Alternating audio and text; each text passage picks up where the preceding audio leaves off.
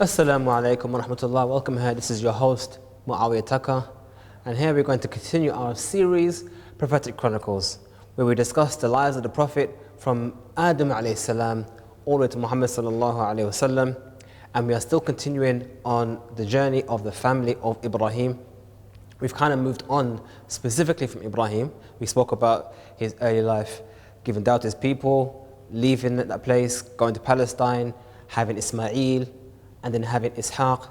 And our previous episode, we spoke about how Ishaq had Yaqub, and how Yaqub got married to two women, and how those two women, he got 12 sons.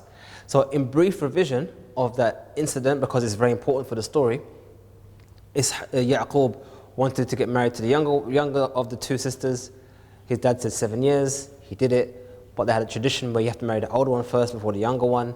So he did another 7 years. So effectively it took 14 years for Yaqub to get to marry the woman he wanted. And that's the amount of patience he had. That's the amount of sabr he had. Put a pin on that point. Remember that very important point. He had patience for 14 years to marry the woman he wanted. And he worked very hard for that. And then after that, the older of the two daughters, Leah, she gave birth to 4 of sons. And then Rachel, or Rahil, she was obviously wanted to have her own children, but she was unable to have children at the time. So she said, look, I have a maid, have a child with that maid, and by proxy of her, you have a child with me. That's how it was reasoned. So therefore he had 2 from that maid. But obviously with women and co-wife rivalry, she said, okay, I have a maid as well. Have her as well, have children by her as well. So therefore he had another 2. So now he's got 8 children, 4 from the first wife and 2 from the 2 maids. And then subhanAllah, Allah allowed the first one to have another 2. So that's now 10 children that Yaqub has. Then Allah opened up for Rahil or Rachel to have a child, and that child was Yousuf alayhi salam. So Yousuf was the firstborn son of the woman he spent 14 years to get married to, and obviously one he preferred to marry. So we can speculate as to that's probably the reason why he had an affiliation or a favoring of Yousuf over others, that affection and that continuation of that love. And it's interesting actually when you think about it, just listening to, going through the stories of Ibrahim, going through the story of Ishaq, and then now of Yaqub, we see almost a different mindset to how we have today, where almost Ibrahim, Ishaq and Yaqub, from their love for their wife, they wanted to manifest that love in children. It wasn't just the fact that they had children. I mean, do you have a child? You have a child. You have a child from wherever. But because it was the one I love, or the woman I prefer to be with, that's the one I want to have a child. And that child has that child almost carries the love for the wife in that child. So they had Yaqub. Then then Yaqub had Yousuf. And then after that, Yousuf was born. They migrated back to Palestine, where he mended the affairs between him and his brother Esau. And it was said that Esau was still angry, and so Yaqub sent hundreds of cattle ahead of him to give as a gift to his brother, to try and calm him down and get into his good books, you could say. And eventually when Yaqub met his brother, it was mentioned that he fell down in prostration, in bowing to his brother 7 times, and asking him to forgive him and to not be upset with him, and let's mend affairs. Even Yousuf likewise did the same. And then alhamdulillah, the family was united. And subhanAllah, interestingly enough, Ishaq was still alive at the time. Ishaq was still alive by that time. And it was at that moment in Palestine that the wife, the younger of the daughters, Rahil or Rachel, had another child or another son for Yaqub, and that was Binyamin or Benjamin. So now we have the wife who spent 14 years working to marry. She now bore for him 2 children from herself. First one is Yousuf, and the second one is Binyamin. Now we begin the story of Yousuf alayhi salam, whereby Yousuf has a dream. And he says, إِنِّي رَأَيْتُ أَحَدَ عَشَرَ كَوْكَبًا وَالشَّمْسَ وَالْقَمَرَ رَأَيْتُهُمْ لِي سَاجِدِينَ. Verily, I have seen 11 stars and the sun and the moon. I've seen them all prostrate to me and bow down to me. Just a small caveat here. We know that the Sharia or the laws allowed to the previous nations isn't always the same as us. We as Muslims are not allowed to bow to anyone other than Allah. But as you can see in the past, that was a different situation for them. It was a sign of honor and maybe greetings. We see that Allah ordered the angels to bow to Adam. We see that Yaqub bowed to his brother Esau. Now we see this dream. So let's not confuse and assume that anyone can bow down and prostrate to anyone else. In the religion of Islam, that's not allowed. But moving on. So Yousuf saw this dream and told his dream to his father Yaqub. Now, what's interesting about this, the description of the dream, Yousuf said, I seen, like I said, 11 stars, the sun and the moon. رَأَيْتُهُمْ لِي سَاجِدِينَ. I saw them prostrate to me. What was said in the Quran was رَأَيْتُهُمْ. Now, those of you who know Arabic will know that hum refers to plural, collective. Obviously, these are stars and the moon and sun, they're collective. But it's something only used for beings, human beings. So if it was actually stars and actually sun and the moon, it would be رَأَيْتُهَا. I would have seen them, non-intelligent things, like a non-living being.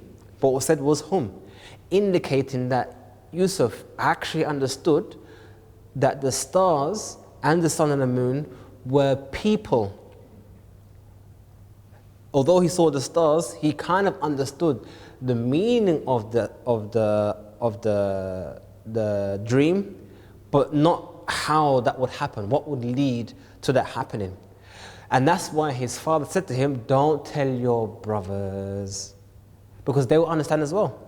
So the meaning of it being that these 12 or these 11 people, stars and the sun and the moon would prostrate to him was that they were actual people, and that was understood at the time. And Yousuf shared that information to his father, and his father also understood the meaning of that. So Yaqub informed his son, or instructed his son Yousuf, not to tell his dream to his brothers, because they will understand just like he understands, and maybe there'll be some jealousy. Maybe they'll make a plot against you. Now, Yousuf, unfortunately, being young, maybe he shared information somehow, maybe made a mention of it. These things happen with the youth, with children.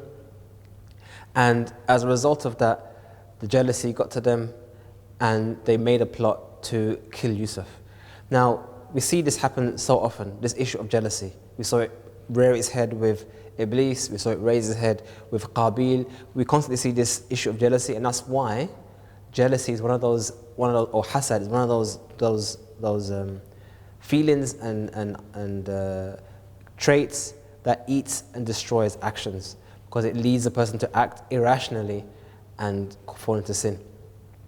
Anyway, and it was said that one of the sons managed to divert them away from their plot to kill him, just to throw him into the well. As in, at least he could probably survive if that was the case. So the sons of Yousuf approached, it's not Yousuf, of Yaqub, approached Yaqub and said, can we, let's let Yousuf play with us. We'll just racing or something, and his father was like a bit apprehensious. And they said, مَا لَكَ لَا تَأْمَنَّ عَلَى Yousuf. Why don't you trust us with Yousuf? We're strong lads, we're strong boys, we can defend him. Nothing's going to happen. Because his father did say maybe a wolf will eat him. Wallahu a'lam. Anyway, his father trusted him, said, okay, go and play, you can go play with your brothers, and he went out and play. And they took him far, far away. Yousuf thought he was playing with his brothers, but they had a plot, they had a plan, and they threw him into the well.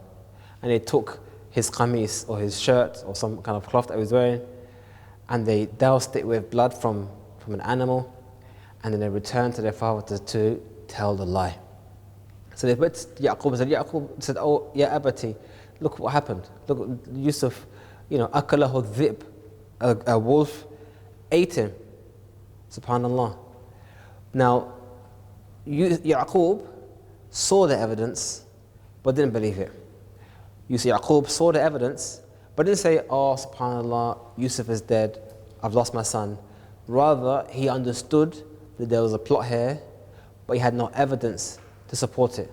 So that's why Yaqub he adorned himself or said, Sabrun Jamil. He will have patience until the reality, until the truth has been made known. But if you think about it, why would Yaqub be so confident that it was not true? Besides the fact that some have mentioned that the qamis that had blood on it didn't have any tear marks indicating that a wolf had attacked him. Another way of understanding why Yaqub knew that it was a lie was the dream. He knew the dream, the meaning of the dream, and as long as the dream hasn't happened yet, then we know that Yousuf is still alive. So anyway, Yousuf was in the well, and subhanAllah, we can only imagine what it would be like having your own siblings betray you that way and throw you into the well.